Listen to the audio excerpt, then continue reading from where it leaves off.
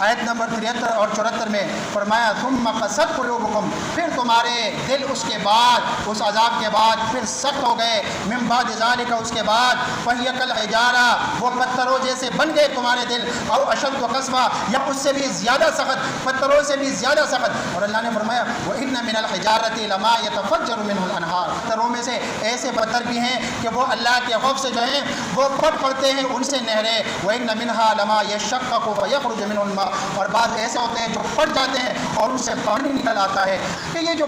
پوری کائنات اللہ کے حکم کے تابع ہیں، زمین اللہ کے حکم کے تابع ہیں، آسمان اللہ کے حکم کے تابع ہیں، سورج اللہ کے حکم کے تابع ہیں، پتھر اللہ کے حکم کے تابع ہیں۔ اللہ نے یہاں فرمایا کہ پتھروں میں سے ایسے پتھر بھی ہیں کہ وہ اللہ کے خوف سے جو ہیں وہ پھٹ پڑتے ہیں ان سے نہریں، وَإِنَّ مِنْهَا لَمَا يَشَّقَّقُ فَيَخْرُجُ مِنْهُ الْمَاءُ، اور بعض ایسے ہوتے ہیں جو پھٹ جاتے ہیں اور ان سے پانی نکل آتا ہے، لیکن تمہاری آنکھوں سے خوف الہی کے آنسو نہیں گرے۔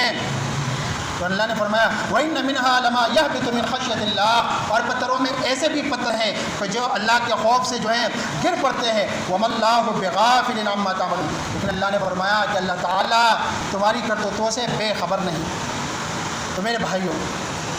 انسان کو اپنی اصلاح کی فکر کرنی چاہیے، اور جو ماحول بنا ہوا ہے آپ سارے جانتے ہیں، مشکل حالات ہیں، یہ مشکلات اللہ دور فرمائیں، اور اللہ رب العالمین ہم سب پر رحم اور کرم فرمائیں، اور اللہ رب العالمین ہمیں حقیقی معنوں میں اپنی اصلاح کرنے کی توفیق عطا فرمائیں۔